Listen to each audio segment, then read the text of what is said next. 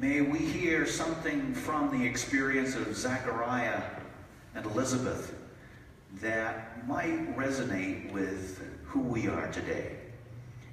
And may we also soak up the incredible wisdom from the Apostle Paul, who makes the faith claim that God is able to work with us through all things for good. Help us to see you, God. Help us to hear you. Help us to be more compassionate. In the will and in the way of Jesus, we pray. Amen. Amen. So we have been working during the season of Lent with a book by Eric Elms called The Gifts of the Darkwood. And the subtitle is almost as important: Seven Blessings for Soulful Skeptics and Other Wanderers. I consider myself and the flock that I lead to be soul seekers and searchers. Am I correct on that? And I've noticed that that it may be because of the dampness and the wet and the long cold winter, but when we started our call to worship, I wasn't quite sure if you were awake or not. And if you've ever had the kind of morning where everything that could go wrong would go wrong, anybody ever have one of those? So it's time to wake up, sisters and brothers. It's time to know that the Spirit is here, and that even if we can't see the words on the screen, or even though we don't know what's happening, there is a way in which God is here with us. So we're going to move into the gift. First of all, if you haven't been with us, just a quick summary of why it is that Eric wanted to write this book. It's based on, or comes from, the poem by Dante, the 14th century poet, the Divine Comedy, in the section called the Inferno. And Dante actually believes that whenever he has a dark night of the soul or a difficult and challenging time in life, he thinks that he's done something sinful or wrong, and so he's being punished by God.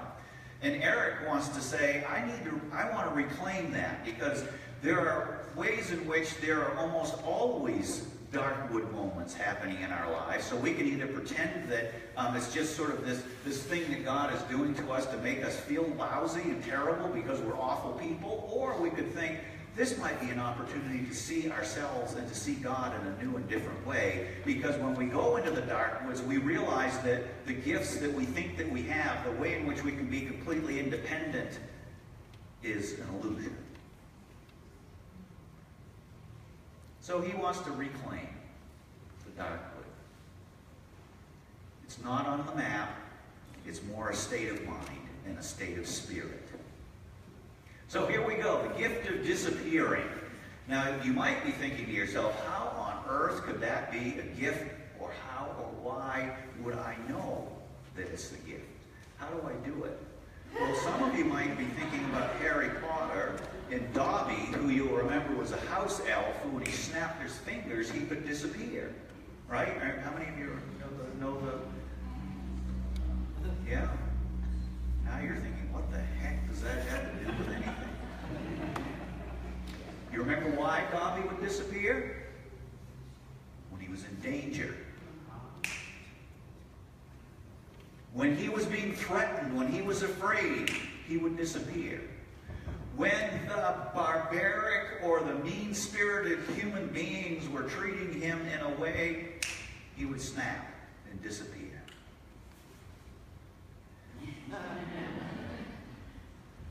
Eric is really great at encouraging us to think about, or to enter our lives of faith through mythical imagination. And oftentimes that's looked at as sort of scandalous or heretical in the church. And to me, it just invites us to be more creative about how it is that we might experience the living God. So this is the leprechaun. We all know that the leprechaun is supposed to bring good luck, even though we celebrated St. Patrick's Day already.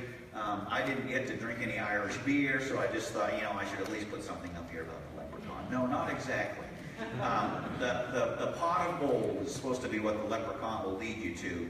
But here's the interesting thing the point Eric makes in his book is that there were some mythological creatures in Irish mythology that actually came before the leprechaun, or were sort of what led to the development of the leprechaun. And And these creatures were called Tuatha De Danann. Anybody else speak it? Probably Wynn could probably say a lot better than I can. But these were, they were a gentle people. They chose not to oppose humans' coarse and barbaric ways. Instead, they would turn sideways into the light and disappear. Turn sideways into the light and disappear. So I started thinking about coarse and barbaric ways that human beings can treat themselves or others. And I came up with a couple of thoughts. Pride, which is the artificially inflates our self-image, and shame, which artificially deflates it. And Eric's point is that oftentimes these coarse and barbaric things that we do, or that we think about, or that overtake us, come from bouncing back and forth between pride and shame. Pride and shame. I'm either so good that I can be just fine all by myself, or I'm so disgusting that there's no way that God could ever love me. A little bit like a tennis match. If you live that tennis match, I know that I have. They both tend to set us on dead-end paths because they cause us to willingly obstruct our connection with God.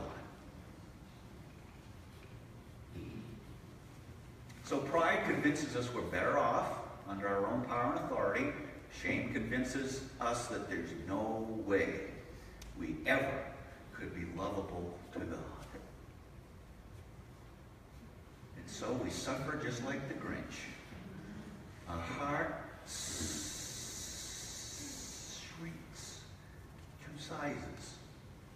Too small. So what is the gift of disappearing? Well, the Darkwood gift of disappearing helps us maintain a healthy distance from the self-conceptions that are either built on a house of cards, pride, or they're built on this meager image pulled down from the swamps of shame. In other words, when you find yourself being shaped or taken over or overly influenced by either of these self-images, you could disappear. And when you disappear, it's as if life and spirit will come, because there is the quieting of these images that are absolutely false. But most of the time, we think they're absolutely true. I see some nodding heads. This Darkwood story, this is kind of like somebody said to me, boy, this is really deep, isn't it? Well, yes, life is, if we actually pay attention. Not to say all despairing, but Darkwood is all around us, and we're in the middle of it. And sometimes it's okay to disappear by turning sideways. Because when we do that, all of a sudden we discover we have all kinds of freedom. And I'll tell you how this happens. Well, I'll give you one example of how it happened for me. So, I'm guessing there are some of you who could name this mountain range. 3 sisters. Sisters, exactly. This was what my wife and my son and I were looking at yesterday when it was beautiful, bright sunshine and blue skies, and it was Sisters, and we made this decision to go all the way over to Bend and to Sisters because our son was playing in a lacrosse tournament. Well, to get to the game that was at 7 o'clock in the evening on Friday meant, well, how many of you have traveled over to Bend on a Friday afternoon? So we left at about 2:30 and got there at about 6:30, and we saw the game, and then there was another game at noon the next day, and we sure as heck weren't going to drive all the way back and then come back for the game or skip the game. So here's the shame image in my head, because my identity is of a minister who is always prepared on Sunday morning. I always have wisdom. I have my sermon well thought out. Nobody's going to think I'm an idiot, and nobody's going to think I spent all day Friday and Saturday driving in the car. Now, Now we chuckle about that, right? But that's the identity I have in my head. I'm sure you have those identities in your head about what you think is absolutely essential about you, and you better not let anybody find out that sometimes that's not true. Or you're faking it. God knows all the time. We fake it, and God's like, you know what? Why don't you just relax and enjoy your family in the sunshine and lacrosse and the other families and stop feeling so strange and guilty about not being ready? But my wife and I kept looking at each other. Boy, I'm really glad that we did this. And what are we going to say tomorrow? How is this going to work?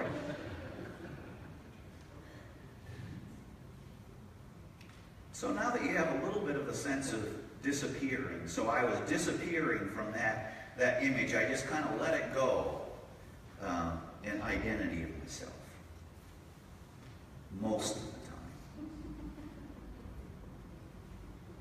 time. Zechariah. Now, if you were listening to this story, you might think that the character that they're talking about being born is Jesus. Well, it's not. The first story in Luke's Gospel, it doesn't have anything to, well, it's connected to Jesus, but it isn't about Jesus. It's about John the Baptist.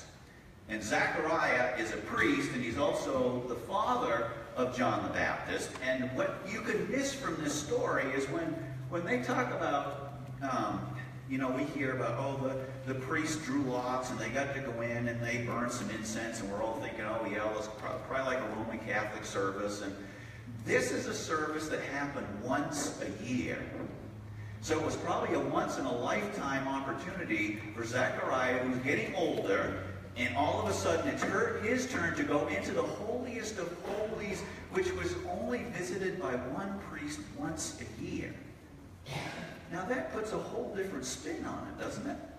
So all of a sudden, this man who's lived his whole life trying to be a priest discovers that he comes into this holiest of holies, and he's praying, and the angel Gabriel says, Zechariah, guess what? You and Elizabeth are going to have a child. It's going to be a son, and you're going to name him John. What's Zechariah say? I'm old. So is Sarah. Elizabeth. So is Elizabeth. We're old. He had the identity of childless. And he couldn't let go of his identity as childless, even though he was in the holiest of holies. That's how closely we cling to the identities that we carry, that we've made up, or somebody's given them to us, or through the situations in which we've lived and grown up and all that stuff. And they're kind of masks. So here's Zechariah. And of course, some interpreters say, Gabriel says, hey, you know what? I'm the angel from God, and I'm telling you this is what's going to happen. So you're going to be struck deaf and dumb. You're not going to be able to speak. You're not going to be able to hear. Some think that that's punishment for Zechariah's doubt. Well, if that were the case, we would all be deaf and dumb, wouldn't we? Who of us doesn't have doubts? So that misses the point. So think about this for a minute. What would it be like for you if you couldn't speak and you couldn't hear for 9 months? Would that be a blessing or a curse? If you couldn't speak or you couldn't hear for 9 months, and the last thing you heard was you'll name the son John, which comes from Jonathan, which means God is gracious. So for 9 months, you get to cogitate on the last thing you heard, which was God is gracious. Oh, really? And is that why I can't speak? And is that why I can't hear? Talk about a Darkwood experience. But could it be blessing? Could it be blessing because God was giving Zechariah time to live into his identity, which God was giving him instead of the childless, instead of that message of shame, We all know what it's like to not have children or all that goes with that, even in our culture now, is even more significant in the culture of Jesus' time. No, I'm giving you a new identity. And don't we all know what that's like in terms of being sort of almost terrified by what God might be calling us to do that's different from the territory and the maps that we've already created for ourselves? It might feel like the bar is too high, or that we can't grow into it, because on the one hand, shame says we're never good enough, and pride says, well, I'm always on my own. There's no way I can do that. And Gabriel says, God is gracious. That's what you'll name your son.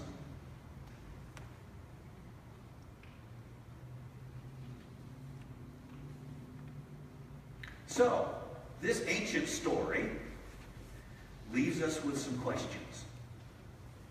First question, what is the miracle that gives you voice in the world? What's a miracle that gives you voice in the world? Now, you might be thinking, well, I haven't seen Gabriel lately.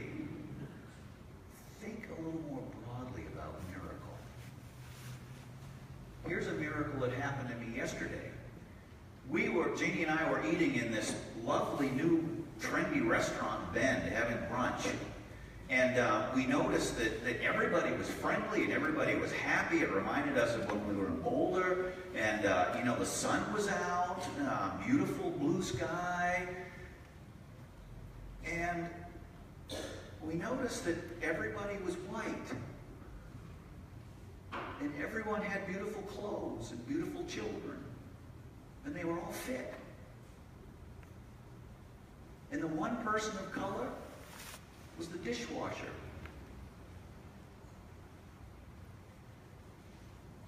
I don't say that to instill guilt, but the miracle was Jeannie and I could look at each other and we could recognize the privilege with which we live and the way in which now we can feel such a sense of gratefulness and a keen sense of awareness, and the way in which justice is oftentimes totally skewed. And it's a blessing to be able to see that, even though we'd rather not. Can I get a witness on that? Oh, yeah. And we could also say to each other, we would probably be a lot wealthier if Jeannie had gone to work instead of staying home with the kids. And that's still a choice, which is very difficult in this culture because there's so much emphasis on women being super everything. I can work, I can be a mother, I can be a great wife. It's mind-boggling. So we were able to give voice to each other. Thank you for making that sacrifice, because any woman who's tried to live with kids knows that you think it's this wonderful good housekeeping seal thing, but it's boring some of the time. It's frustrating some of the time. You don't get to do what you want all the time, and the intellectual acumen of a toddler is not exactly what most women who are adults would feel like, wow, I can't wait to do that. Now, it is absolutely a great gift to be able to form and raise kids. But it doesn't come without a cost. That was the miracle, being in that place to have that conversation. I got to tell you, it didn't hurt either that we heard from the kennel that has had a litter of puppies that I have been waiting for quite some time, and we're going to get a new puppy. It is an awe, because our beloved dog of 15 years died about a year ago. And there's a way in which things happen if we can disappear and let them come up in and through what's happening for us. What gift have you found in the darkness that blesses others?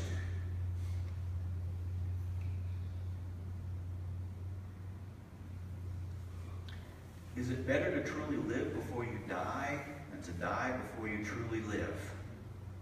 That question comes from the end of the story, which is when John the Baptist was born and grew up, he indeed was one of the most influential people in the story of the Christian faith.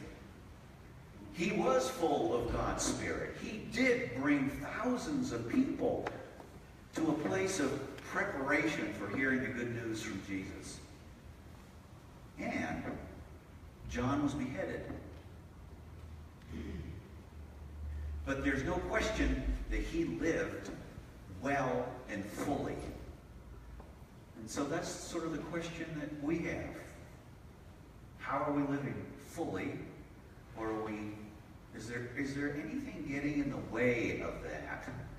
Fear or concern or overly responsible? I mean, you could fill in the blank, right, about what it is that might keep you bound.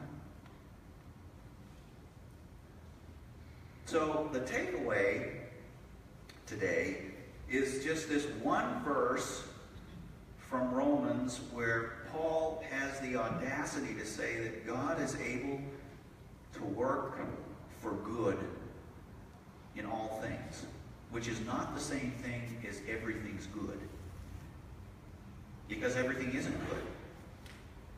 And you can only get to this affirmation when you start looking back at your life from a faith perspective, and you ask yourself, yes, there were moments of dark woods. Yes, there were times of challenges. Yes, there were times that I would have preferred to avoid, and yet I would do it all over again. Because there was something about the depth of my experience. There was something about the intimate relationships that were formed sometimes in those times, which are so absolutely incredible. Can I get a witness on this? That was kind of quiet. You're thinking that. That's okay. Good. Keep thinking. Because the more that you chew on this, the more you realize that there really are blessings in these dark wood moments. And part of that shame, pride thing is that the pride part of us, which says inside of our heads, I really know the kind of life that is best for you, it wouldn't have any pain in it. It wouldn't have any discomfort. Right? How many of us would say, oh yeah, I'm ready to go right out there and get my bottom booted? Right? No, we don't want to choose that. And think about the times when you've been knocked down. That's probably when you learn the most. Probably the way you became more compassionate. Probably humility was born. Because you're part of the whole human race. Yes, you're unique. Yes, God loves you. And God loves everybody else sitting in the pews. And people who are out on the street who don't have a place to sit. So, sisters and brothers, we are getting towards the end of this series, Journey in the Darkwood. And there's going to be an end, and it's called Easter. And there'll be an opportunity to see how Good Friday, which is probably the quintessential in the Christian faith darkwood, dead in the tomb. No faking it, really dead. From a violent, ugly murder. And yet, the stone was rolled away. The stone was rolled away. So, in preparation for that good news story, I would invite you to this ritual time of reflection, and we've been using in your pew. There should be plastic bags with leaves and pens, and in a minute you'll have an opportunity to jot something on a leaf, because we're building our tree, which is part of the forest, part of the darkwood. And as you reflect, as you think, you may choose to come forward after you've written something on your leaf. It could be a word, it could be a phrase, it could be a doodle, it could be a picture. I would encourage you to think about the questions, the prompt. With what struggle do you most need God to work all things for good? from what pride or shame would you like to be set free to claim your identity as God's beloved? Prayerfully consider, and may God add a blessing to our time together for the sake of Jesus Christ.